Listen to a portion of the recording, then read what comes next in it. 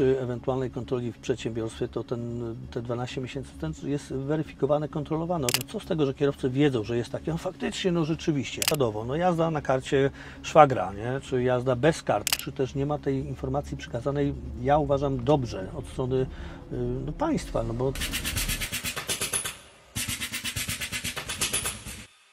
Dawno, dawno temu w transporcie był kierowca, klient, szef, dyspozytor i księgowa. Ale wraz z rozwojem technologii transport bardzo mocno przyspieszył i żeby móc się rozwijać, wykształcił dużo nowych zawodów i specjalistów. Ja w swojej pracy na co dzień spotykam bardzo dużo różnych ludzi, i kierowców, i magazynierów, i dyspozytorów, i spedytorów, i dyrektorów, i prezesów, i dostawców. I tak zauważyłam, że jedni drugich nie rozumieją bardzo często i ten sam problem, widziany różnymi oczami, wygląda drastycznie inaczej. I właśnie stąd pomysł na podcast, żeby rozmawiać z różnymi specjalistami, z różnymi ludźmi, bez których transport nie miałby szansy się odbyć i funkcjonować w takim wąskim zakresie i bardzo szerokim i pokazywać ich perspektywę.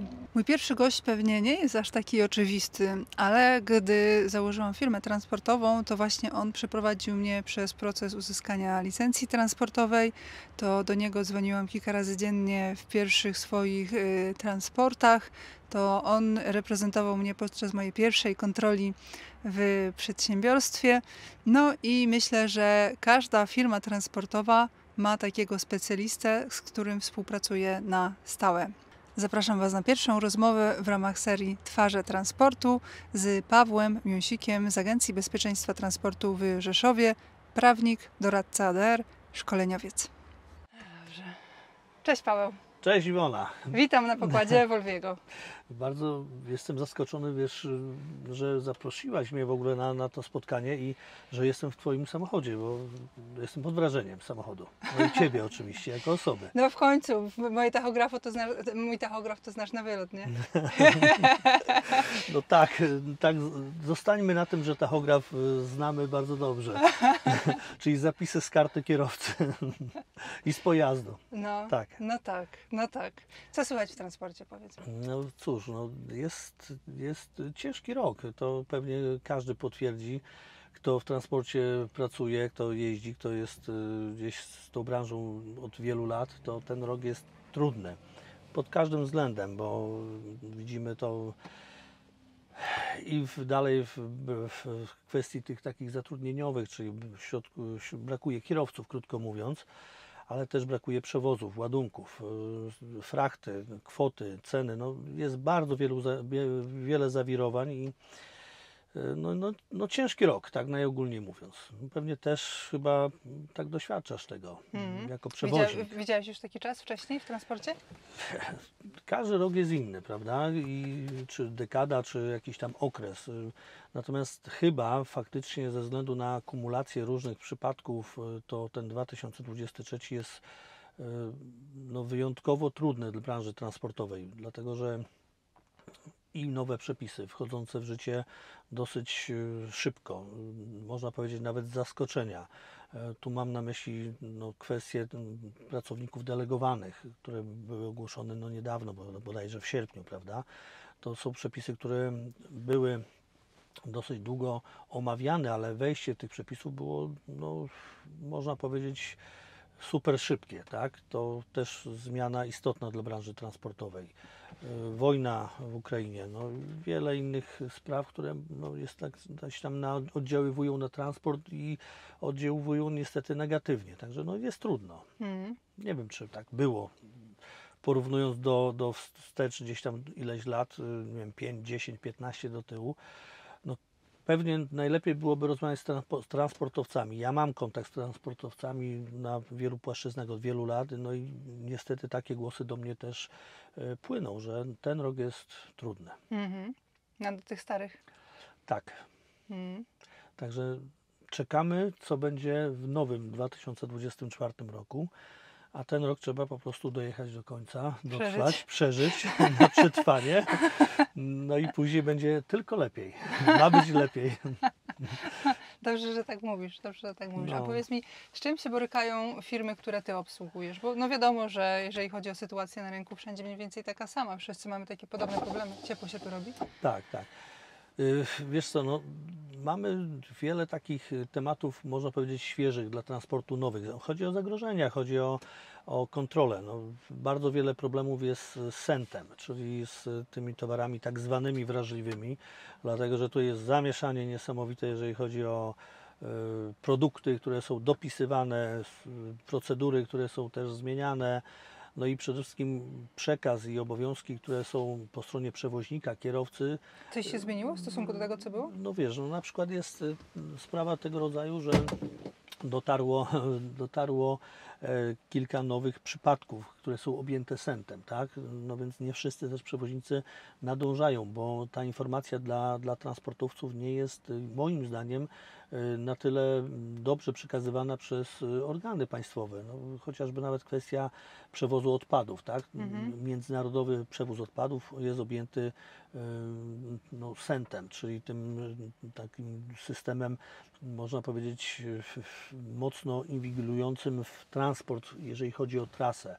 W związku z tym są już obowiązki. Dawniej każdemu się ten sent kojarzył, jak te przepisy weszły w życie, no, z paliwami, z tytoniem, no, te podstawowe. A tu nagle się okazuje, że przybywa nam no, ta ilość tych przewozów objętych sentem radykalnie wzrasta. W związku z powyższym to się przekłada oczywiście na problemy dla przewoźników, dla tych, którzy wykonują, bo nie nadążają, czy też nie ma tej informacji przekazanej, ja uważam, dobrze od strony no, państwa, no bo państwo wprowadza te przepisy i też powinno zadbać o to, żeby ta informacja była dobrze przekazana do środowiska. Wreszcie, żeby były jakieś instrumenty, o które od wielu lat mówi się w branży transportowej, że tego brakuje. Instrumenty pod tytułem pouczenie, czy też jakaś sytuacja pierwszego popełnienia naruszenia często bezwiednie, czy bez wiedzy, żeby to była możliwość odstąpienia od nałożenia kary. A z tym jest duży problem, bo kary są bardzo wysokie, sypią się.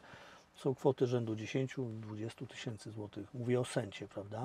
Ale nie tylko, bo mamy przepisy teraz dotyczące delegowania.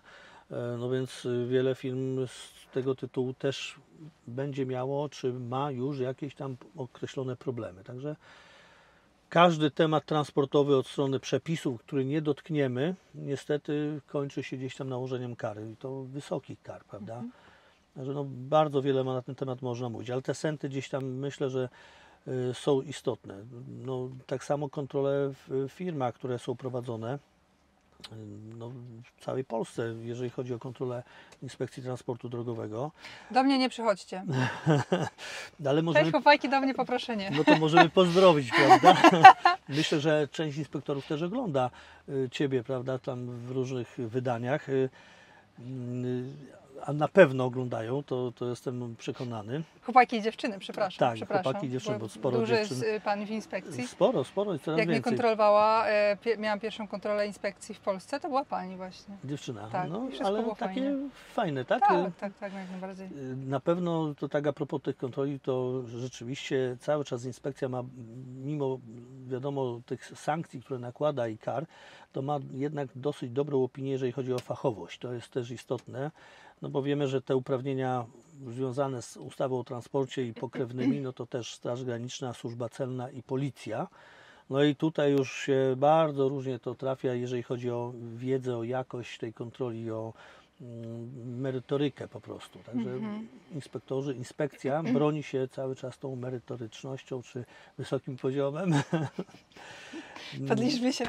Tak. No, ale to prawda, ja też mam dobre doświadczenia z inspekcją, to No niemniej jednak przepisy są jakie są, taryfikatory są bardzo srogie i tych kar jest no, dużo, naprawdę sporo. ale taka być może ciekawostka, bo część z naszych tutaj słuchaczy tak w ogóle nie pracuje w transporcie, bo to jest, jak czasami zauważyłam, opowiadam, że jak się zdarzy jakiś korek i dlaczego generalnie my tak strasznie kierowcy czy wyprzedzamy nieraz na zakazie i dążymy strasznie do tego, żeby nie mieć żadnych przekroczeń czasu pracy. z czego to wynika? Bo generalnie jak ja popełnię jakieś wykroczenie, które jest zarejestrowane przez tachograf, to w ciągu 28, to nie jest tak, że się udało, dobra, dzień zakończony, już nikt o tym nigdzie się nie dowie, tylko na drodze 28 dni, a później w firmie? No, rok do tyłu, prawda? Czyli 12 miesięcy wstecz, taka kontrola, analiza czasu pracy jest prowadzona i teraz tak naprawdę faktycznie, tak jak mówisz, to co gdzieś tam się wydarzyło, to nie umyka, nie ginie w otchłani, tylko To jest, przez rok po prostu, to zaraz przez rok jest- wisi, to z tyłu wisi i cały czas tam chucha na kark. Tak, także przy ewentualnej kontroli w przedsiębiorstwie to te 12 miesięcy jest weryfikowane, kontrolowane. Oczywiście w praktyce to te okresy są różne do kontroli podane, ale no gdzieś tak w tyle głowy przedsiębiorca ma, że jednak naruszenia są, prawda? Były kiedyś popełnione. Tak między nami mówiąc, jest na to sposób. W jakimś tam wydaniu częściowo możemy przynajmniej próbować, żeby tych kar kiedyś gdzieś tam uniknąć. Chodzi o wydruki, tak? Żeby robić wydruki. To jest taki apel dla kierowców, bo to kierowca musi pamiętać o tym, że jeżeli wie, że coś się wydarzyło, bo tak wspomniałeś, ten korek, wypadek, zdarzenie, to są sytuacje nieprzewidywalne, czy też które nie są do zaplanowania. One się wydarzają poza naszą wiedzą, czy też jakimkolwiek oddziaływaniem. Ale przepisy mają artykuł 12. Ten artykuł jest znany wśród kierowców. Natomiast ja z takiej praktyki powiem tak, no co z tego, że kierowcy wiedzą, że jest takie, no faktycznie, no rzeczywiście, ale zrobił pan czy pani wydruk? No nie zrobiłem. No i tu jest problem. Musi być wydruk zrobiony. Jeżeli wiesz, że coś się dzieje, prawda, czy ewentualnie masz świadomość, że jakieś tam przepisy już są naruszone, bo na przykład ten przywołany wypadek, czy korek, jakiś objazd, coś, co miało wpływ na Twój czas pracy, a który nie dało rady tego przewidzieć, to zrobienie wydruku, opisanie tego wydruku przy kontroli w firmie w zasadzie daje nam tą, można powiedzieć, bardzo dużą szansę na wytłumaczenie się i uniknięcie nałożenia kary. Tak samo przy kontroli drogowej. No, przy kontroli drogowej pewnie jest trochę to trudniejsze, dlatego że to jest też ocena tego, który kontroluje, także to nigdy nie jest takie 100%. Przy kontroli w firmie mamy dokumenty, mamy jakieś tam na przykład bilety promowe, mamy wyjaśnienia, możemy coś tutaj spróbować i mamy na to czas. Na kontroli drogowej mamy ten wydruk i musimy ten wydruk pokazać i ten wydruk musi być dobrze opisany. No i to jest jakiś tam pomysł na to, żeby pamiętać o tym, żeby nie lekceważyć sobie takich sytuacji nawet drobnych, bo przepisy są tak skonstruowane w polskim taryfikatorze, że przekroczenie słynnego czasu jazdy bez przerwy, te 4 godziny 30 minut, o 1 minutę, to jest kara 100 zł na firmę. Taryfikator dla kierowcy przewiduje karę na kierowcę, ale dopiero po przekroczeniu 15 minut. I często kierowcy gdzieś mają z tyłu głowy tą świadomość, że do 15 minut jest ten bufor. Tak, dla niego, w jego taryfikatorze, ale w taryfikatorze na firmę tam nie ma bufora, tam nie ma możliwości przeciągnięcia nawet o tą 1 minutę, chyba że masz wydruk, chyba że opiszesz. To tak myślę, że to jest potrzebne, żeby tą świadomość gdzieś tam cały czas pogłębiać, czy też przypominać kierowcom, żeby robić te wydruki i opisywać. Ja mam taką radę, trzeba mieć swoją czarną teczkę, ja mam swoją czarną teczkę na siebie samą. Taki mały jakby portfelik. Z wydrukami, tak?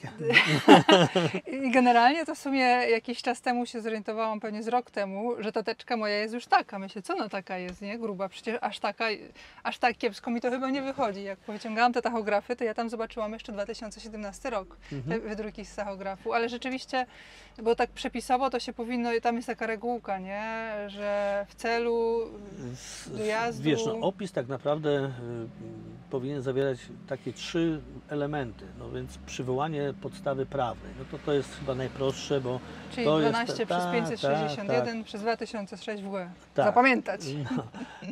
Czyli podstawa prawna, ten artykuł 12, rozporządzenie 561 przez 2006, czyli to jest to, do jakiego przepisu się odwołujemy. Później krótki, ale jednak rzeczywisty opis, z jakiego powodu, co się wydarzyło. Czyli my nie możemy się powołać na sytuację, którą mogliśmy przewidzieć. Przykładowo często kierowcy opisują, że terminowa dostawa. Oczywiście to nie jest argument do wytłumaczenia tego naruszenia, dlatego że termin dostawy był znany przy podjęciu fraktu, tak? Czyli wiedziałem, kiedy mam dostawę zrealizować, ale na przykład już utrudnienia, które występują w trakcie jazdy, nie z naszej winy. Warunki atmosferyczne, no zbliża się jesień, zima, te warunki będą się pogarszały. Wypadki, zdarzenia drogowe, różne inne historie, to jest właśnie to, na co się możemy powołać, tak? Sraczka. No, zdrowie, zdrowie też, prawda? Tego nikt nie podważy. Musiałem, panie, musiałem. No co miałem zrobić? Ale opisz, musiałeś, ale to samo tłumaczenie już później to nie tylko, może nie pisać tam szczegółów medycznych na tym wydruku, ale faktycznie jakieś zdarzenia mogą się przytrafić, takie, na które nie mamy wpływu, a które są wytłumaczalne. Oczywiście ostatni ten element, oprócz tego opisu podstawy prawnej, to jakiś tam podpis kierowcy, no bo to już też tam różnie służby do tego podchodzą, tłumaczą, że nie ma podpisu, to nie wiadomo kto to sporządził i tak dalej. Podpisz się i mamy z głowy.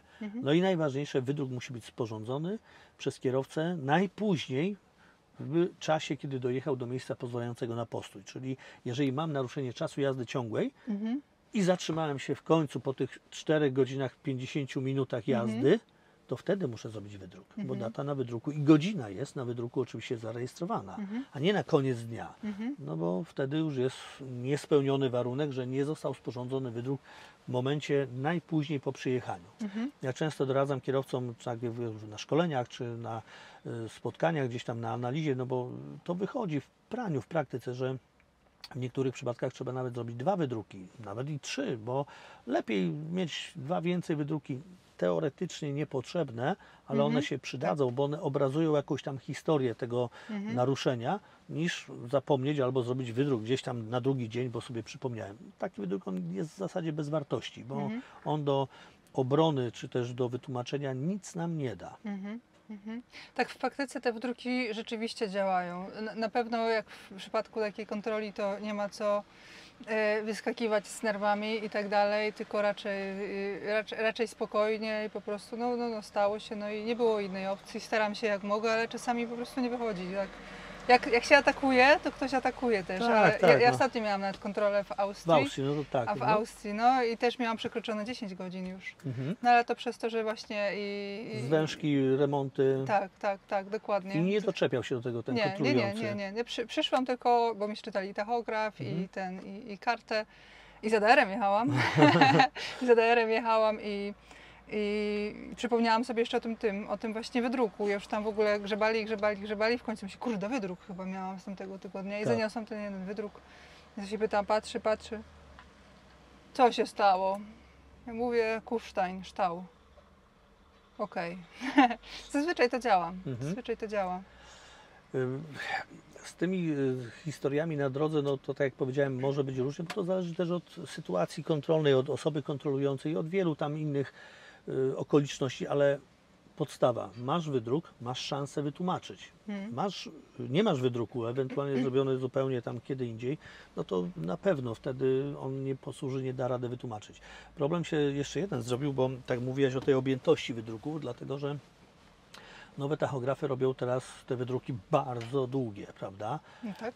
Tak, podwójne takie wydrukowanie i to jest temat, który gdzieś tam denerwuje kierowców, że robi wydruk, a ten wydruk jest puszczany przez tachograf w zasadzie w takim podwójnym wydaniu, także no, tego papieru idzie dużo. No ale tak są tachografy zaprogramowane i tutaj nie ma na to wyjścia. No dobrze, to jeżeli chodzi o kierowcę i tłumaczenie się w czasie kontroli. Zdarzają się też kary na firmy transportowe. Powiedz mi, jakie są szanse na to, że firma dostaje karę, powiedzmy, za co są największe kary w transporcie, już powiedzmy międzynarodowym? Największa kara, z jaką miałeś Znaczy kontakt? wiesz, no kary są, oczywiście każdy kraj ma swoje taryfikatory, prawda?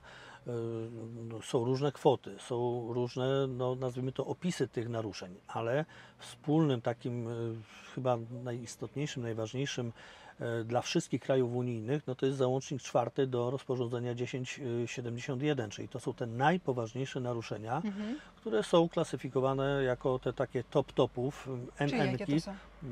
Zaraz powiem, najpoważniejsze naruszenia, tak są nazywane Mhm. i one oprócz kwot, oprócz wysokości mandatów przynoszą nam problem pod tytułem dobrej reputacji, czyli utraty tej dobrej reputacji. No, przykładowo, no jazda na karcie szwagra, nie? Czy jazda bez karty, nierejestrowanie aktywności kierowcy, to tak najogólniej mówiąc, no w tym się mieszczą i magnesy na starych tachografach i oczywiście jakieś tam systemy wyłączników, inne historie, czyli oszustwo, mówiąc wprost, czy też kombinacja Czy związana też pomaganie sobie.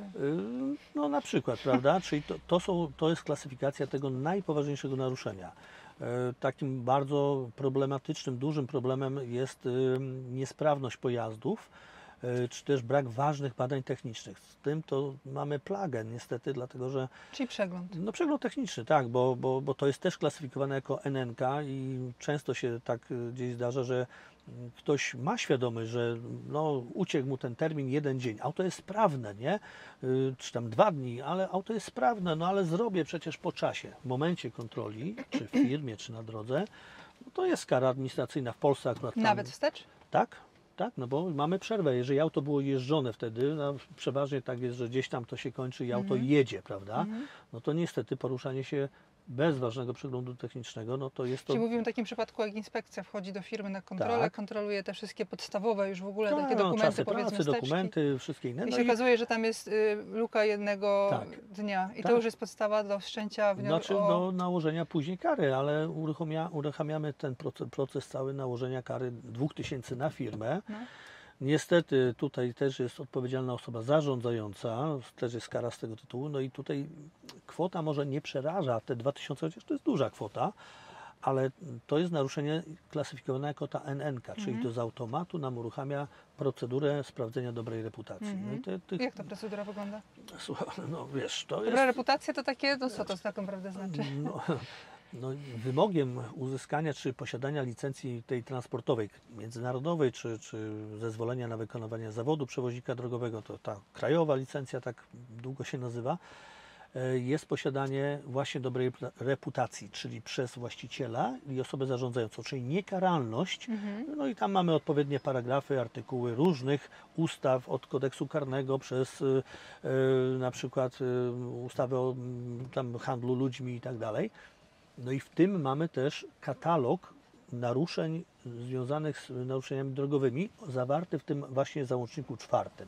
Czyli ta dobra reputacja, jeżeli ktoś będzie miał prawomocny wyrok, ewentualnie będą nałożone decyzje prawomocne, no to powoduje, że firma może stracić licencję. Może być ta licencja zatrzymana, zabrana. Tak samo może być kwestia taka, że mamy na przykład ograniczenia związane z nałożeniem na firmę, z wydawaniem nowych na przykład wypisów albo zatrzymaniem, cofnięciem wypisu na określony czas. Także to są takie dotkliwe, no można powiedzieć, kwestie na firmę. Także nie tylko kara finansowa, tylko też no, właśnie ta cała procedura. Kto prowadzi tą procedurę? No, oczywiście organy, które wydają zezwolenie lub licencję. No, w przypadku licencji to jest Główny Inspektor Transportu Drogowego. W przypadku krajówki, no to często starostwa czy wydziały komunikacji, prawda, które są odpowiedzialne jako organ wydający.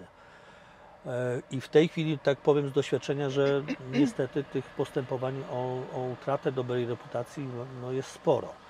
Tak, dlatego że no, coraz lepsze systemy informowania, przekazywania informacji pomiędzy organami kontrolnymi, to też musimy, tutaj taki apel dla przewoźników, musimy mieć świadomość, że kontrola w Niemczech, czy we Włoszech, czy w Hiszpanii, która ujawnia najpoważniejsze naruszenie, ta kontrola jest automatycznie przekazywana do Polski, do głównego inspektora, czyli informacja o tym NN jest przekazywana. Także to... Wszystkie kraje są już połączone. Oczywiście. Anglia? Tak samo, chociaż wyszli z Unii Europejskiej, ale tam mamy podpisane jakieś tam porozumienia, także tutaj A też... Szwajcaria? Proszę? Szwajcaria? Tak samo, bo to jest poza Unią, ale mamy tak, umowy dwustronne i gdzieś te informacje są przekazywane. Akurat z tych krajów Norwegia, Szwajcaria czy Wielka Brytania, z tego co ja tak zauważyłem, no to te informacje są dużo wolniej przekazywane, tak? Czy tam może to nie działa tak dobrze, ale no, Dużo wolniej, czyli pół roku, czy ile? to na przykład dłużej. Na przykład dłużej, czyli na przykład 8 po roku, miesięcy, no, może prawda? coś przyjść. No, Mhm, to tak, niespodzianka. Może być jak najbardziej Który wszędzie. kraj jest taki najgorszy? Gdzie przewoźnicy polscy mają najwięcej problemów? Wiesz co, no niestety, ale Austria, którą wspomniałaś. Austria? Tak, oczywiście, jeżeli chodzi o Myślałam, że Włochy. kontrole drogowe ADR-u, to Austriacy brylują w tym. Tak? To oczywiście. Także Wszedł ten Austriak, a wiesz, ładowałam się w tym, przepraszam, że ci przerwę, w Tak. Woniku, przy granicy z Włochami. Po prostu nigdy w życiu nie miałam, jak 12 lat jeżdżę, to był najlepszy załadunek w całym moim życiu, wiesz? czyli rewelacyjny. Rewelacyjny, dokładnie. Szybko, sprawnie, dobrze. Tak, a ja przyjechałam, pasy miałam pozwijane, podłoga nie była zamiatana, była ok, nie była jakaś super czysta, ale też wcale nie było, że bałagan. Jak ja się podstawiłam pod rampę i zanim ja otworzyłam solówkę, to oni już posprzątali powyciągali wszystkie gumy i już pozamiatali dokładnie podłogę w przyczepie. Tak patrzę, o kurde, co tu się dzieje, nie? W szoku.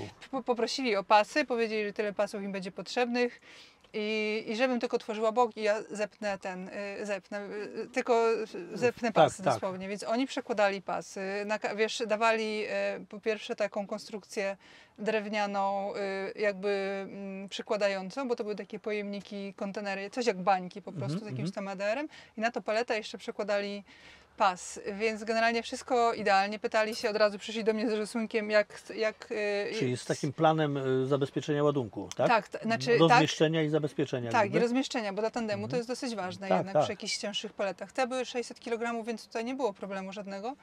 No ale też już mi narysowali, że planowali, że dać tutaj tyle, a tutaj tyle. Boże, no idealnie, nie? Ale w każdym razie wszystko pięknie wyglądało, więc rzeczywiście jak się wchodziło, otwierało, no to było po prostu książkowe. Wzorcowo, tak. Więc No ten to- Austriak jak wszedł po prostu do tej mojej solówki, bo tak powiedział, no to cargo jeszcze chcę zobaczyć. I jak wszedł do tej solówki i zobaczył, zrobił taką minę, popatrzył na mnie i tak...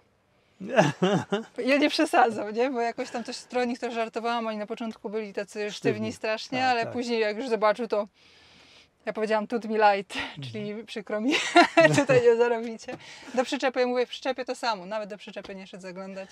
No, Ale wiesz widzisz, co, udało mi się, bo nie miałam koguta, bo nie planowałam wcale Przez tego. tunel Tak, jechać? nie miałam. I jak mnie wyciągnęli, to przez tunel jechałam, nie? No i nie miałam żadnych kogutów. Próbowałam, na każdej stacji stawałam, żeby kupić tego koguta i postawić, no i niestety nie miałam. Ja się zastanawiam, czy beknę za to, czy nie.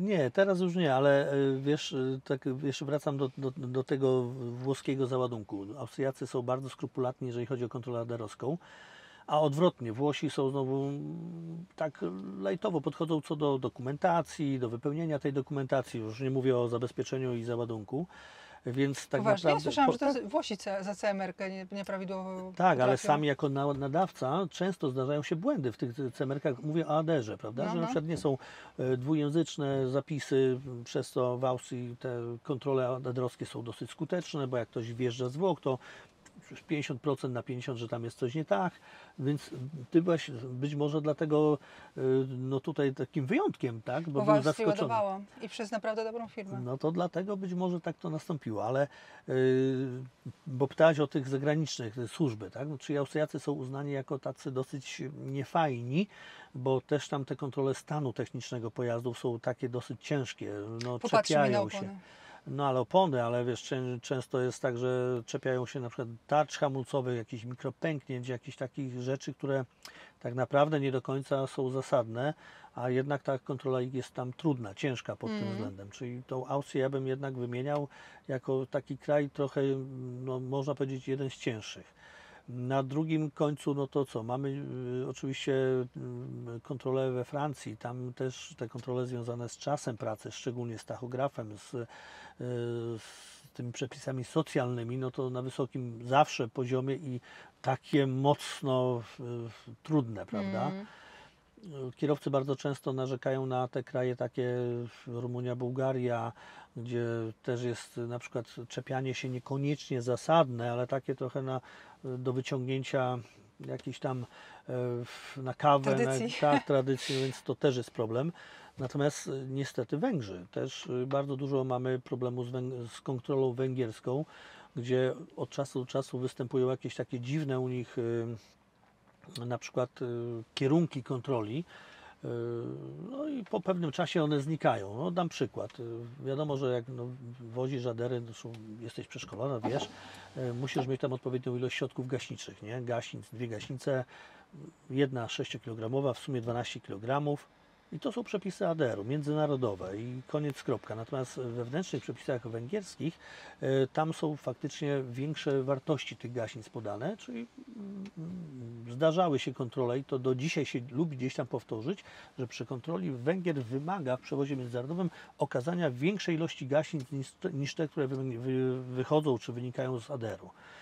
No więc takich przypadków można Co mnożyć. można w takim momencie zrobić? No wiesz, no mamy problem, dlatego że każda kontrola za granicą to jest kontrola, która opiera się na sporządzeniu jakichś tam dokumentów i zatrzymaniu kaucji. Czyli tak naprawdę niezapłacenie, no to nie wchodzi w rachubę, bo auto stoi, jest skierowane na parking, strzeżony do momentu uiszczenia kaucji. To samo się dzieje oczywiście w Polsce dla obcokrajowców. Czyli jeżeli jest stwierdzone jakieś naruszenie, też polskie kontrolne służby, czyli służba celna, Krajowa Administracja Skarbowa, czy Straż Graniczna, czy Inspekcja Transportu pobierają kaucję, prawda? Tytułem ewentualnej przyszłej kary i prowadzone jest postępowanie. Jakie kwoty to są? No równowartość kar, prawda? Czyli kwoty rzędu na przykład, no a propos, no wymyślam teraz, tego stanu technicznego, no to jest kara 2000 zł, prawda? Jakieś tam naruszenia czasu pracy, no to one zawsze będą obliczane indywidualnie, no bo tam mamy różne te naruszenia w zależności ile minut, jakie przekroczenia są spełnione. Ostatnio miałem też taki kontakt tutaj od znajomego z firmy transportowej przewozu osób, no, gdzie nałożona kara, czy też było wymuszenie wręcz nawet za przekroczenie 6 okresów 24-godzinnych, no bo wiemy, że tam odpoczynki tygodniowe powinny być nie później niż po 6 okresach 24-godzinnych, tak? Ale w przewozie osób okazjonalnym, międzynarodowym jest odstępstwo. Jeżeli jest grupa zamknięta, to mamy odstępstwo, mamy nie po 6, tylko tam po 12, prawda? No i tak faktycznie tutaj miało miejsce zdarzenie. No i ten kontrolujący, tam bodajże chyba to o Włochy chodziło, upierał się i tam mandat na kierowcę upierał, no i tak to wygląda w praktyce, prawda? No i pytanie, co robimy? No, czy płaci mandat kierowcę 150 euro, czy odmawia, walczymy, tracimy czas, tu pasażerowie siedzą, wiadomo, nerwy. No, to są trudne dylematy oczywiście, które gdzieś tam występują w transporcie. No i nie ma złotego środka na to niestety. Także co do tych kontroli zagranicznych, często bardzo ważnym, istotnym jest raz, że komunikacja, dwa, umiejętność, tak jak Ty rozmawiałeś z tym Austriakiem, nawiązania tego kontaktu i dokumenty, prawda? Czyli po prostu ten wydruk, czyli żeby uciąć temat od razu na początku, żeby to nie rozkręcało się na dalsze problemy. Ja im dałam na cemerkę od razu z instrukcją DR, to co mam od Ciebie, nie? No to bardzo prawidłowe, bo Tak to wiemy, powinno że być, nie? w przewozie w ogóle w przewozie ADR, jeżeli przewóz jest wykonywany na tablicach, a tak jechałaś, prawda? Tak. No to musisz mieć tą instrukcję pisemną w miejscu łatwo dostępnym dla kierowcy, czyli nie gdzieś schowaną w schowkach, tylko ona musi gdzieś tam być w miejscu łatwo dostępnym, no i to też robi wrażenie, bo wiemy od razu, że ten kontrolujący już, ta Wszystko osoba wie o Wie, co co chodzi, robi. prawda? Tak. Bo też przypadek tam z ostatnich 2 tygodni, kontrola właśnie w Austrii, też i to na linii jeżdżące auta z BDF-ami, gdzie w zasadzie kierowcy latają tymi samymi trasami, o tych samych porach i tak dalej. No i taki kierowca doświadczony, kontrola i właśnie z tą pisemną instrukcją cała, w cudzysłowie, afera. Bo przy kontroli, jak otworzył drzwi, poprosił o tą instrukcję, to kierowca nie był w stanie mu podać, tylko musiał stać, sięgnąć sobie, wyciągnąć z dokumentów. No i z tego tytułu się rozpętała kara na kierowcę. Poważnie? Tak, tam napisał 30 euro. No to takie No niby mało, ale... Nie, ale denerwujące, prawda? Ale każdy dzień jest szansą na zebranie tego 30 euro. Tak, no to mówię, to był drobiazg, Tak. nie? No nazwijmy to nieistotny, bo kierowca wieloletnie doświadczenie ADR-owskie, już odnawiane uprawnienia ADR-owskie po raz kolejny. No, znał ten przepis, Mhm. ale no, to taka rutyna gdzieś tam. No, miał odłożoną tą teczkę schowaną, mówi, no pamiętałem, ale odłożyłem sobie. Mhm. No i tak to się skończyło. No, a ja tak sobie specjalnie wyciągnęłam, bo jak wyjechałam po tym załadunku z tego wonika, sobie myślę, dzisiaj to mnie mogą kontrolować. I sobie wyciągnę nawet tą instrukcję ADR na wierzch, żeby w razie czego była. Ale powiem Ci szczerze, że sama sobie tą kontrolę wywołałam, bo jechałam z wężkami, to jakimiś takimi, wiesz, Tak, tymi mhm. górskimi trochę drogami. Mhm. I w którymś momencie, wiesz, osobówki jak to osobówki. Wpychały się? Tak, Czy... no wpychały się. Było kręta, wiadomo, że na zakrętach jak jest zaraz ta zwężka betonowa, tak. no to ja też mam felgi aluminiowe, mi ich szkoda, nie? Więc generalnie myślę, patrzę, autobus jedzie przede mną, autokar jedzie sobie środkiem. Sobie myślę, a dobra, pojadę sobie środkiem. Jakaś osobówka przyjechała, wiesz, zobaczyłam w lusterku, puściłam i dalej środkiem. Sobie myślę, a tak fajnie, włączę sobie muzykę. Włączałam sobie muzykę. No i w sumie jedna piosenka nie upłynęła. Patrzę w lusterko, Kogut? kogut niebieski. Puściłam ich od razu, pojechali sobie, myślę, a Będzie. zanim mnie wyprzedzili, już mi lizaka pokazał, myślę sobie, no to będzie. Patrzę, tunel przede mną, ja koguta nie mam, myślę, ja nie mogę. No i 30 euro mnie to kosztowało. No to czyli jest atrakcja finansowa, ale nie odpuścił tego mandatu, tak? Nie pouczył? Nie. Ja jakoś tam mówiłam, że ten to mi dopisał jedynkę z przodu. Ja mówię, nie, dobra. Czyli tutaj no, Kartą czy gotówką? urok osobisty nie zadziałał w tym przypadku, No. no ale no to tak to jest w tym transporcie. No. Pytałaś o te jeszcze poważne naruszenia, czy najpoważniejsze, to tak stan techniczny, czy brak przeglądu, tachograf, manipulacje z tym związane, ale również kwestia, to jest też bardzo ważne, braku ważnego prawa jazdy. I tutaj jest no, duży problem, bo wiele osób nie zdaje sobie sprawy, że jeżeli ma prawo jazdy wydane zawodowe, to oczywiście ma w rubryce 11 i 12 tak zwane informacje dotyczące, no kiedy ta kategoria jest ważna. Rubryka 11, przypomnę, to są badania lekarskie, a 12 to mamy kod 95, do kiedy jest ważne szkolenie. Jeżeli skończą się w prawo jazdy te daty, czyli mówiąc wprost, przestaną być którakolwiek, no to tak naprawdę prawo jazdy jest nieważne. No i tu jest, co z tego, że masz uprawnienia jako kierowca kategorii C czy E do C, jeżeli nie są ważne badania i nie jest ważne szkolenie, to jest następny problem z tym związany. I znowu w historii można firmy to No wykryć. jasne i to jest poważna sprawa. Jest jakieś narzędzie, bo domyślam się, że czasami kierowca z jednej strony może nieświadomie to zrobić, czasami może świadomie, a ukrywać przed pracodawcą, a pracodawca może przez to stracić licencję. No, Jest jakaś rada dla pracodawców? No jest. Słuchaj, jest bardzo wiele takich zagrożeń, które no, warto gdzieś tam mówić, o tym przypominać. No, pierwsza podstawowa sprawa pojawiła się jakaś taka w ostatnich... Nagrywa się? Tak, nagrywa się. Pojawiła się w ostatnich latach taki, mówię 2-3 wstecz, problem z sfałszowanymi zaświadczeniami lekarskimi. Orzeczenia lekarskie, psychologiczne zaczynają... W Polsce? W Polsce, tak. Na rynku pojawiać się fałszywe, podrabiane. To dotyczy często kierowców spoza Unii Europejskiej. Natomiast pracodawca tak naprawdę ma tutaj mocno ograniczone możliwości zweryfikowania, no bo jeżeli dostaje od kierowcy, który gdzieś już był zatrudniony w jakiejś tam firmie, prawda, no, dokument, orzeczenie z pieczątkami, nawet jeżeli sprawdzi sobie w wykazie, bo są wykazy lekarzy uprawnionych do badań kierowców, prawda, czyli to jest do zweryfikowania, czyli nawet jeżeli sprawdzi, że taki lekarz istnieje, no to więcej sprawdzić nie może, no bo nie ma możliwości, nie wiem, zweryfikowania oryginalności, no bo jest pieczątka, jest wszystko wypisane, wszystkie dane kierowcy, a jednak później przy weryfikacji, bo główny inspektor przy weryfikacji tych dokumentów przed wydaniem świadectwa kierowcy, bo to dotyczy tych obcokrajowców spoza Unii, często weryfikuje to u źródła, prawda? Czyli zadaje pytanie konkretnemu psychologowi czy lekarzowi, czy wydał takie zaświadczenie, czy orzeczenie w tym przypadku z takim numerem. No i tu się okazuje ząg. No i pracodawca ma problem, że próbuje się posłużyć sfałszowanym dokumentem, no bo nieświadomie, prawda? Także to niestety jest kwestia nieuregulowana w przepisach tak do końca, bo przepis Nie ma mówi... jakiegoś ubezpieczenia albo No, cokolwiek? nie bardzo, no bo to też jest wyzwanie jakieś takie dla organizacji przewoźników, zrzeszających przewoźników, żeby coś w tym kierunku zadziałać, bo skala zaczęła być duża, pracodawca ma ograniczone narzędzia do zweryfikowania, no i tutaj tak naprawdę nic więcej nie ustalimy. Mało z tego. gdybym ja dzisiaj przyjmował kierowcę do pracy, to poproszę go o okazanie dokumentu typu prawo jazdy i on mi pokaże to prawo jazdy, ale ja nie jestem w stanie zweryfikować, czy to prawo jazdy przypadkiem nie jest na przykład zatrzymane, albo nie utracił, a nie oddał blankietu z kolei, prawda?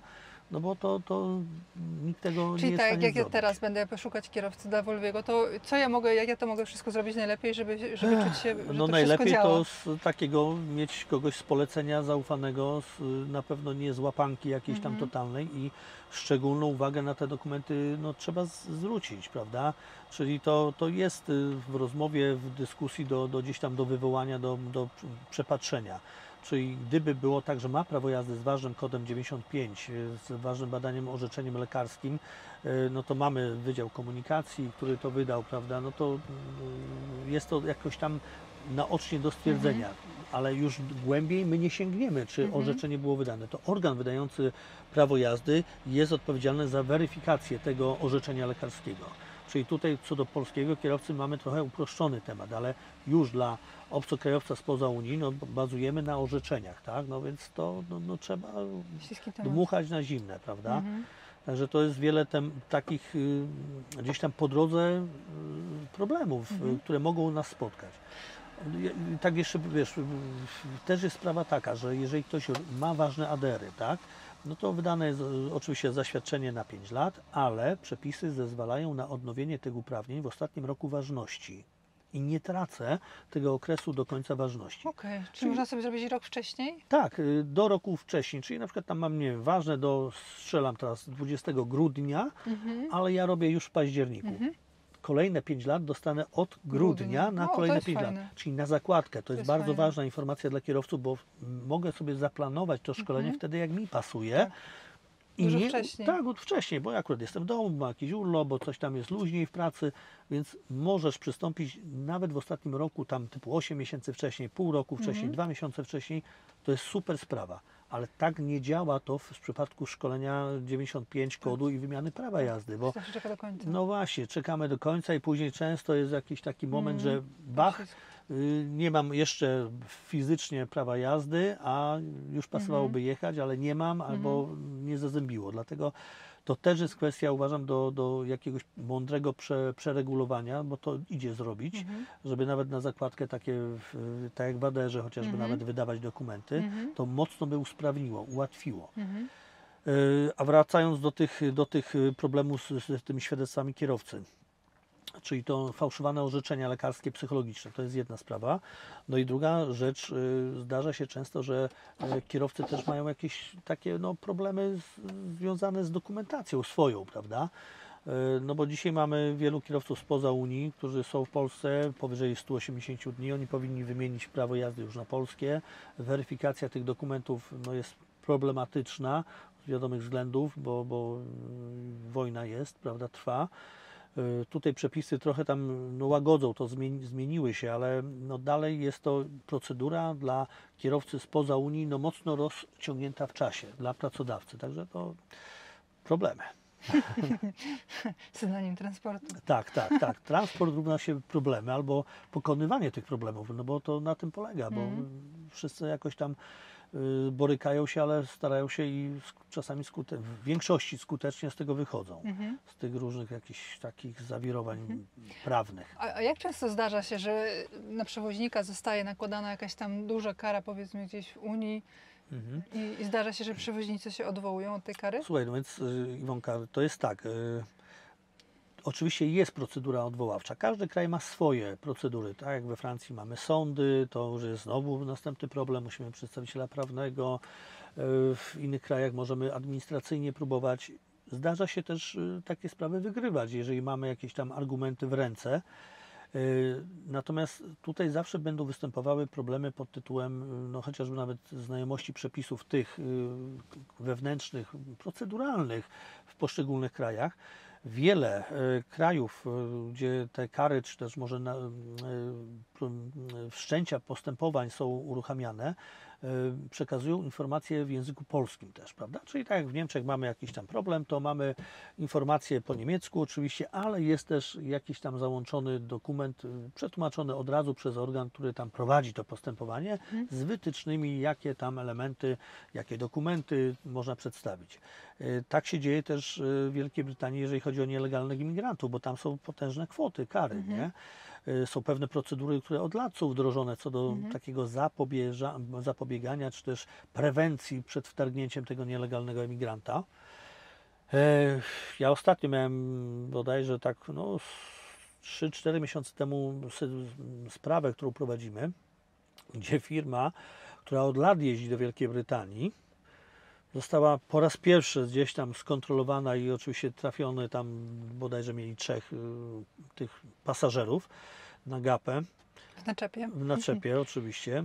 No i okazuje się, że oni od wielu lat jeżdżąc, oni nie do końca znali te przepisy związane z tymi prewencjami, czyli z tą kartą kontrolną, z plombowaniem, z linką celną. W ogóle dla nich to była, czyli też zdarzają się tak na rynku przewoźnicy, którzy jakoś im się udaje i nagle dostaje ten strzał taki, o którym mówimy, a to są kwoty rzędu 5, 7, 8, 10 tysięcy funtów, tak? Kara na firmę, na kierowcę. Gdzie od razu trzeba kaucję Jasne, wpłacić. jasne. A jak auto jedzie dalej, czy co się dzieje? No, jak uiści opcję, kaucję, prawda, no to tak. I jeżeli jest to powtórzona sytuacja w tej firmie, czyli zostali złapani w ciągu tam roku czasu drugi raz, to często auto jest blokowane. Aresztowane? Tak, tak, także to następne problemy są, prawda? Także Ale jak wygląda ta procedura przeciwdziałania?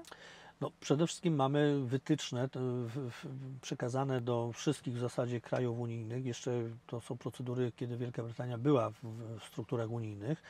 I to są takie schematyczne działania dotyczące na przykład sprawdzenia, weryfikacji na postoju, prawda? Czyli jeżeli, ale w jaki sposób to można no, udokumentować? mamy kartę, specjalną wzór karty, prawda, kontrolnej, która została Czyli kierowca opracowana. powinien to wypełnić? Tak, tak, ten border tam force, oni to opracowali w różnych językach.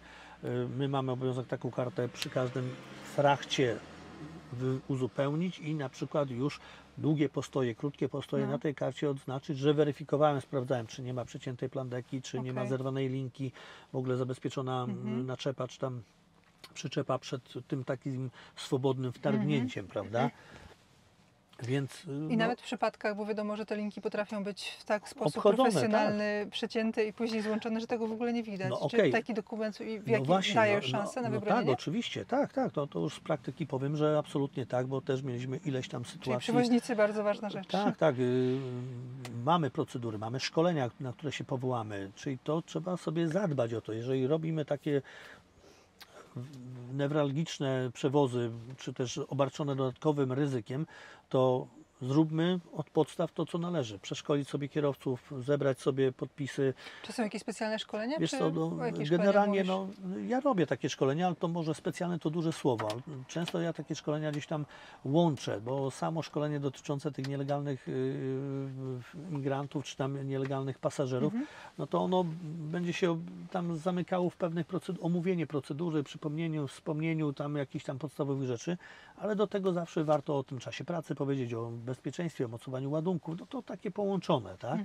Ale żeby był ślad po tym, że kierowca był przeszkolony, miał świadomość, co ma robić, wprowadziliśmy procedury, daliśmy kierowcy odpowiednie narzędzia w postaci kłódki, linki, kwestii nawet chociażby nawet tej karty kontrolnej, czyli to jest wszystko później w procedurze odwoławczej bardzo ważne, czyli posiadanie tych dokumentów takich, nazwijmy to podstawowych.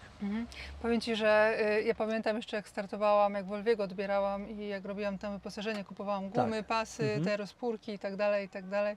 I tak za każdym razem jak coś tam, mam jakiś załadunek i taki, wiesz, ja mam ten certyfikat XL, więc czasami jak mam tak na granicy tej wagi, że tak, ani te pasy zakładać, a mi się nie chce przecież, ani je nie zakładać, bo jeszcze może tak się to łapie, to powiem Ci szczerze, że zawsze wtedy podkładam gumy, te rozpórki i tak dalej, bo zawsze pamiętam, co mi powiedziałeś, że każdy dodatkowy środek zabezpieczenia w przypadku odwoływania to już jest jakieś... Tak, ale przede wszystkim też dla kontroli tej wzrokowej, bo kontrolujący też to zauważa, czy widzi, bo bardzo często jest robiona dokumentacja, prawda?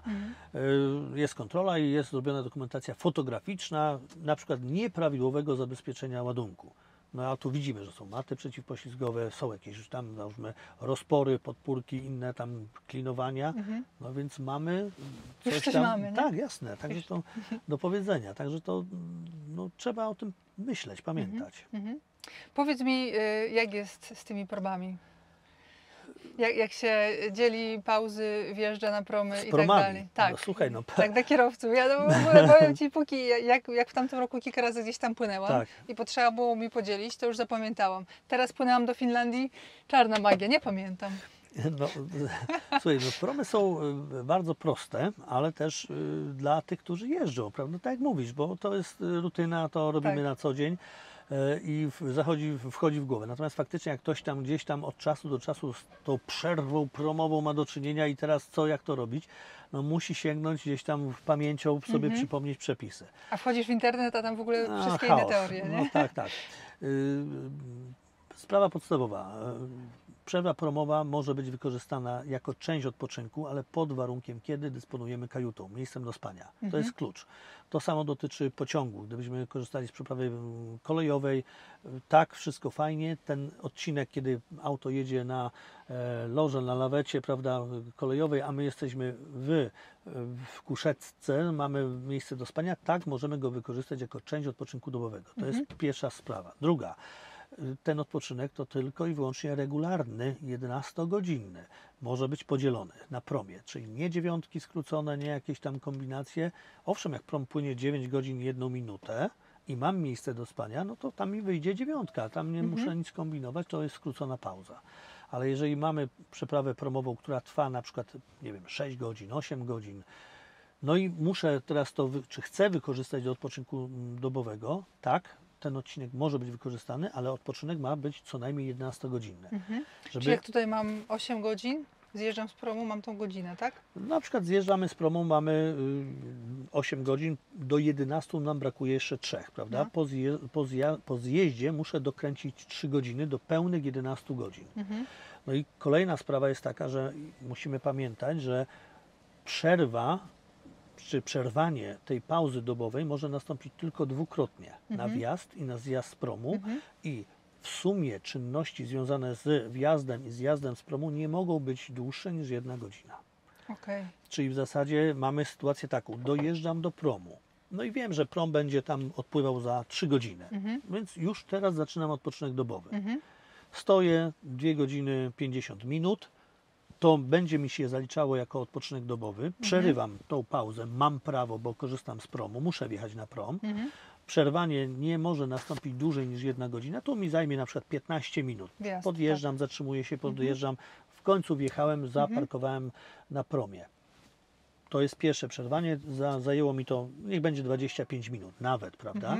Płynę 8 godzin. 2,50 plus 8 to już mam 10,50. Z promu muszę zjechać, czyli muszę przerwać drugi raz. Mam na to, przepisy na to mi zezwalają. Więc zjeżdżam z promu i muszę pamiętać, że ten zjazd z promu, czyli dojazd do tego miejsca, gdzie się zaparkuję, on musi się połączyć z tym pierwszym przerwaniem i to nie może mi dać więcej niż 1 godzinę. No i jak to jest zachowane, to dokręcam do pełnych 11 godzin, dziękuję, wszystko fajnie. I oczywiście nie zapominamy o funkcji w tachografie prom kolej, czyli tego ubota trzeba włączyć. No i tutaj tak. To tak nomenklatura kierowców często, prawda, że musi załączyć. No i też jest, słuchajcie, dylemat taki niesamowity, bo kiedy ja muszę tego ubota włączyć, prawda? Czy już jak stoję na parkingu, czy jak wjechałem, czy tak naprawdę ta funkcja prom, ona powinna być włączona w momencie, kiedy zaparkowaliśmy na promie. Bo to chodzi o zarejestrowanie tego czasu przepłynięcia, czy też pobytu pojazdu na promie. Ale jeżeli ktoś włączy wcześniej, czyli na parkingu przed wjazdem, nie ma z tym problemu, tylko musi pamiętać, że jak go ruszy, to z automatu tachograf, większość tachografów wyłączy tą funkcję i trzeba ją ponownie załączyć w momencie, jak już postawi auto na promie. No i temat z głowy. Ja dla bezpieczeństwa zawsze Jakieś wydruki? Tak, zrobić wydruk, bilet promowy sobie podpiąć. Nie, tutaj jeden, tak, oczywiście, lepiej mieć. Problem się pojawia taki, kiedy na przykład mamy Jakiś paragraf trzeba wpisać ten wydruk? Nie, tutaj już paragrafu nie, dlatego że ta przeprawa promowa jest wpisana jako do artykułu tam od 6 do 8 mamy te artykuły rozporządzenia 561 mówiące o odpoczynkach dobowych i tygodniowych. Więc tutaj no w zasadzie nie musimy się powoływać na jakiś artykuł, ale dobrze jest zrobić. Nie? To nas nic nie tam wiele kosztuje i ten bilet promowy trzymać. Natomiast trzeba pamiętać, że od pewnego czasu, od 20 roku, to już mamy 3 lata, też odpoczynki tygodniowe mogą być przerywane na promie. Czyli mamy możliwość przerwania i skróconej pauzy i 45. No to tam już trochę może więcej na ten temat opowiadania, ale to też jest opcja, która weszła jako korzystna dla przewoźników, bo też... Mamy czas, Tak, no to... jeśli chcesz opowiedzieć. No to tak dosłownie w super skrócie. Jeżeli ktoś miałby tak zaplanowaną przeprawę promową, że wypada mu odpoczynek tygodniowy, no to też może tak sobie to planować, tą przeprawę promową, żeby w trakcie odpoczynku tygodniowego wjechać na prom, przepłynąć promem Mówisz i o tym zjechać. regularnym, nieskróconym, 45 godzin. Tak, 45 lub 24. Okej. Jeżeli chciałbym przerwać skrócony odpoczynek, no to oczywiście to tutaj nie mam żadnych jakichś dodatkowych obostrzeń, czyli stosuję te same zasady jak do odpoczynku 11-godzinnego regularnego, czyli dobowego. Okay. Ale gdybym chciał 45 przerwać, to koniecznym jest, że czas jak gdyby pobytu na promie musi być co najmniej 8-godzinny. Okay. Czyli musimy mieć ten prom co najmniej 8 godzin. Czyli to są te długie promy, na przykład, nie wiem, tam do Norwegii, do dalekiej Szwecji, do, nie wiem, Szkocji, 12-14 godzin, no i wtedy faktycznie to nam się zazębia. Z tym, że to tak naprawdę już jest rola spedycji. To spedytorzy muszą mieć wiedzę na ten temat i umiejętność wykorzystania w praktyce. Bo tutaj oni mogą to poplanować, jak byłoby to korzystnie ułożyć tą pracę kierowcy, żeby w trakcie odpoczynku tego dobowego, tygodniowego... Tak, oczywiście. Atrakcje, nie? Imprezy, atrakcyjne. dyskoteki, taki weekend samoga. Można. Ale uprzedzamy, że po zjeździe z promu są bardzo często kontrole alkoholowe. No. Także uwaga, no ale to każdy wie, kto pływa promem, to tak raczej uważają kierowcy. Raczej, bo też zdarzają się różne tam historie typu, no poprosiłem kolegę, żeby mi zjechał z promu, nie? No to nie na darmo taka historia się gdzieś tam wydarza. No, czyli mamy kolegę, który jest w 100% i on tam 2-3 ciężarówkami zjeżdża. No. Pod koniec jeszcze przyszło mi temat opłat drogowych. Jakieś dziwne historie czasami, na to zwracać uwagę? Jakaś rata, przestroga? Tak, słuchaj, no opłaty drogowe, no to jakikolwiek temat byśmy dotknęli z przewozu. Wszędzie problemy. No właśnie, no są problemy, bo tak, czas pracy problem, tachograf problem, stan techniczny problem, mocowanie ładunku problem, no i dokumentacja, nie? Czyli prawo pieniądze jazdy. problem, gdzie na koniec miesiąca w tej firmie pieniądze, No nie? właśnie, czyli wszystko jest problemem. Coś się zarobi, a później na koniec tu problem i wychodzi na minusie. No i potem wychodzi minus. Ale faktycznie z tymi opłatami, no przede wszystkim jest taka kwestia, że dzisiaj mamy trochę łatwiej, bo mamy urządzenia uniwersalne, które obsługują wiele krajów, prawda? To jest duża sprawa, bo były momenty takie w transporcie, to wielu pewnie słuchaczy no, wie o tym, czy 4, 5, 6 urządzeń na szybie to tak było, prawda? Dzisiaj mamy to ułatwione, ale jedna rzecz taka podstawowa, jeżeli cokolwiek nie działa, to trzeba szybko reagować, bo jest możliwość wniesienia manualnej opłaty, zgłoszenia awarii, ale jeżeli ktoś nie reaguje, nie jest świadomy, że coś nie działa, bo nie zaglądał, bo nie zwrócił uwagi, no to oczywiście mamy z tym określoną tam sprawę później finansową, tak? To się przekłada na karę niestety. O jakich kwotach mówię? No w Polsce to mamy 1500 zł za dzień. Za dzień. Tak, za to się zmieniło, prawda? Bo na początku jak był wiatr, jeszcze tak, to były legendy. Kary, legendy, ale nawet nie legendy, to były prawdziwe zdarzenia, że były naliczane kary za każdą bramkę, prawda? Czyli 3000 za bramkę. Później całe szczęście gdzieś tam odstąpiono od tego, czy już w procedurze sądowej zostały te sprawy utrącone, ale no to jest były... cały dzień na niedziałającym wiatolu. Tak, tragedia. Natomiast dzisiaj mamy tego etola, który no, trochę łatwiej nam obsługiwać, czy też lepiej to działa, ale też jest na przykład sytuacja taka, brak środków na koncie. Mamy 3 dni na tak zwane uzupełnienie i często to się utarło, że ktoś mówi, dobra, jak nawet zabraknie, to nie ma problemu, ale jeżeli by zabrakło, a była kontrola, no to już nic nie daje uzupełnienie, kara będzie. To uzupełnienie ma sens tylko wtedy, kiedy nie ma fizycznej kontroli, nie ma zweryfikowania kontrolnego. I też ja Jaka uważam, kara jest wtedy? no 1500 zł, bo 1500. to tak, za brak środków na koncie w tym momencie.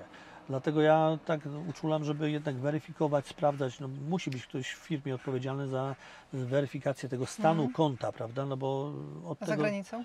no tak samo, no to są kwoty, no krotność, prawda, No, i w za euro. no i w euro oczywiście. Teraz nas czeka dosyć istotna, duża podwyżka w Niemczech, myta.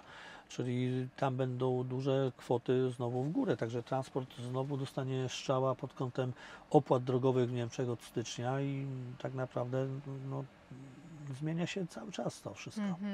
Pójdą ceny w górę, nie? Gdzieś Na to się pewno musi tak, odbyć. musi, no bo Ktoś musi za to płacić. ktoś musi zapłacić. No, zapłacimy my wszyscy, jako tam nazwijmy to Konsumenci. konsumenci, podatnicy i tak dalej, ale w pierwszej kolejności zapłaci przewoźnik, tak? Czyli on musi te pieniążki gdzieś tam skalkulować, no tak, to tak, jest tak. oczywiste. Jakieś śmieszne historie przychodzą Ci do głowy? Oj, wiesz co, no w transporcie w zasadzie nie ma śmiesznej historii. Chyba, że można się śmiać z głupoty własnej, No nie? trochę tak. Ja się śmieję już z swojej głupoty z No, ale tamtego to roku. dobrze, bo też trzeba mieć dystans do jakichś tam swoich sytuacji takich, coś się wydarzyło lub nie, prawda? Tak. Także no zobaczymy jak to z tą śmiesznością. No, tak na szybko powiem na przykład, że miałem takie zdarzenie teraz z kierowcami, dwoma dotyczące dokumentów. No bo wiadomo, że w Polsce mamy ten przepis, który mówi, że nie musimy mieć dokumentów przy sobie. Prawa jazdy, nie musimy mieć dowodu rejestracyjnego, ubezpieczenia. No i kierowca wyjechał, prawda, na Słowację Bez dokumentów. bez dokumentów, no bo no i tam został skontrolowany z jakiejś tam błahej przyczyny, no ale zatrzymanie pod tytułem drobiazg spowodowało, że za chwilę się nam pojawiły problemy, no to proszę o okazanie dokumentów. No i Problem. tak, problem, no śmieszne, bo to w sumie się nie skończyło źle, bo ten kontrolujący policjant słowacki tam jakoś podszedł do tego, no można powiedzieć lajtowo, no ale ten kierowca jak przyjechał, to taki, potem jak opowiadał, to roztrzęsiony, mówi, no myślałem, że mnie zamknął, prawda, no bo to nie mam żadnych dokumentów przy sobie, auto nie wiadomo kogo, no i mnożą się problemy, nie? Także pamiętamy, dokumenty musimy mieć przy sobie absolutnie, to tylko w Polsce mamy ten taki, Ale dla ciężarówek to nie trzeba? mówimy o prawie jazdy? Tak. Nie musimy w Polsce Tak? mieć. Ja Nie. myślałam, że tak, Nie. wiesz, że tak trochę jak z alkoholem, Nie, że to wszystko jest widoczne dla w CEPiK-u, zawodowych- prawda? Także Okej. w CEPiK-u jest to do zweryfikowania, nie wiem, badania, szkolenia i tak dalej, i tak dalej. No dobrze, dobrze. To myślę, że już chyba dosyć pogadaliśmy. Tak? No bo No. to tak chyba... Jakieś przykazanie masz ostatnie dla przewoźników, dla kierowców? No to co, prewencja i jeszcze raz prewencja, czyli szkolić, pilnować, nadzorować. No, tematów jest bardzo wiele, bo ruszyły też kontrole odnośnie pracowników delegowanych, czyli kontrole ZUS-u. To jest odrębna sprawa, historia. Mówimy o wynagrodzeniach tak zwanych minimalnych, czy też wynagrodzeniach dotyczących pakietu mobilnego. Nie? Już kontrole w Polsce, w polskich firmach, polskich pracodawców w zakresie spełnienia tych wymogów są prowadzone. No i tam jest kupę materiału do przekazania do analizy dla ZUS-u, no bo no ZUS takie uprawnienia ma i weryfikuje to. Także to będą następne obciążenia takie dla przewoźnika. Jeszcze mi się przypomniało w kontekście utracenia dobrej reputacji. Czy wyciek powietrza gdzieś na czepie w zestawie w kontroli? Tak, bo to ubytki powietrza, no to jest Czy hamulce jak coś niesprawne. syczy, nie? Jak coś syczy? No oczywiście, tak, sprężarka. Uszkodzona opona? No, tak samo, jeżeli oponę mamy uszkodzoną, jest widoczny kord, tak? Też taka kontrola z Austrii a propos. Austriak zrobił zdjęcia, opona była bardzo fajnej jakości bieżnika, wszystko fajnie, ale była po prostu przecięta, tak? Ale przecięcie nie polegało na tym, że nie wiem, rozwarstwiła się, czy była widoczna osnowa, czy ta metalowa, ten kord, tylko było przecięcie, które to przecięcie Austriak odpowiednie narzędzie włożył, żeby zrobić zdjęcie, że jest jednak widoczny drut. Czyli coś, co jest niezauważalne nawet, bo jeździmy, te opony są ok. No gdzieś tam, no i to była podstawa do tego uruchomienia tej całej kary związanej z nieprawidłowym stanem technicznym, czyli to są te najpoważniejsze naruszenia stanu technicznego, czyli układ kierowniczy, hamulcowy, czyli te tak zwane ubytki powietrza, prawda? No bo one różnie, tam czasami zawór gdzieś się zblokuje, czasami wąż jest nieszczelny. No wiele problemów. Idzie zima, to lubią gdzieś tam podmarzać, no wiadomo. No, także to pilnujemy tego. No dobrze, a dla kierowców? Dla kierowców robić wydruki. Tak, wydruki to jest, bo najwięcej kar jest Jak czasu rozmawialiśmy pracy. o tym, o tym, żeby nagrywać tę rozmowę, powiedziałeś coś, rzuciłeś jakieś takie hasło, no, sprzedał auto, nie sczytał tachografu. Ach, no tak, no to jest problem dla firmy, dla przewoźnika i to jest temat, który nie wiem dlaczego, ale jest cały czas problemem w przeróżnych firmach transportowych, oczywiście przy kontroli w firmie, czyli 3 tematy, które absolutnie musimy sobie gdzieś tam zakodować. Pilnować zgłoszonych pojazdów do licencji. Czyli jeżeli kupujemy nowy pojazd, ja muszę ten pojazd zgłosić do licencji. Czyli to jest formalność, ale muszę tego dokonać. To samo jeżeli auto sprzedaję, czyli pozbyłam się tego auta, wymieniam na nowe. Też tą operację ja muszę przypilnować, żeby ona była w odpowiednim czasie dokonana. Mamy 28 dni od momentu zmiany na dokonanie takiej zmiany. To jest zapis ustawowy, ale muszę to zrobić. Zaniedbam, nie zrobię w odpowiednim czasie, mam karę 800 zł. Dużo, niedużo, nie jest to potężnym problemem, ale automatycznie, jeżeli mamy sytuację sprzedaży pojazdów, absolutnie musimy pamiętać, żeby pobrać dane z tachografu do momentu, kiedy był moją własnością, ściągnąć blokadę i uwaga, i tutaj koniecznym jest zweryfikować ten plik, czy ten plik faktycznie zawiera wszystkie dane. Bo często jest tak, że ktoś pobiera dane z tachografu urządzeniem szybko, bo sprzedajemy auto i nie sprawdza zawartości tego pliku. A na przykład, nie wiem, z jakiegoś powodu został przerwany transfer danych, z jakiegoś powodu na przykład, nie wiem, karta była wcześniej gdzieś tam ściągnięta blokada i nie pobrało wszystkich danych. Koniecznym to jest, bo jak auto mamy u siebie na placu i mamy jakieś tam luki, braki w danych, to możemy to nadrobić. No, po prostu szczytujemy cały rok, bo rok do tyłu jesteśmy w stanie pobrać dane z tachografu i tematu nie ma, ale jeżeli auto pójdzie za granicę, na przykład gdzieś tam w dalekie kraje, koniec, kropka, tematu nie mamy dostępu do danych. Brak danych z tachografu za każdy dzień to jest 500 zł. 10 dni 5000, 20 dni 10, no więc mamy full karę 15 000 w zasadzie za... Tak?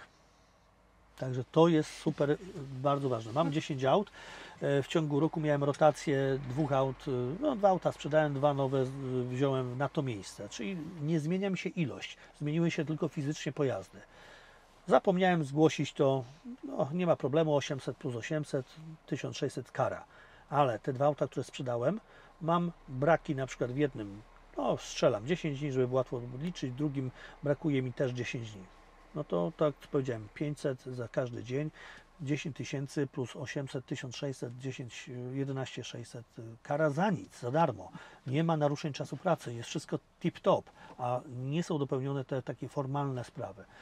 Dlatego kontrola w firmie, ona odkrywa dopiero gdzieś tam następne pokłady problemów. No, dlatego ja uważam, że trzeba starać się przynajmniej pewne jakieś takie procedury w firmie wprowadzać i je stosować.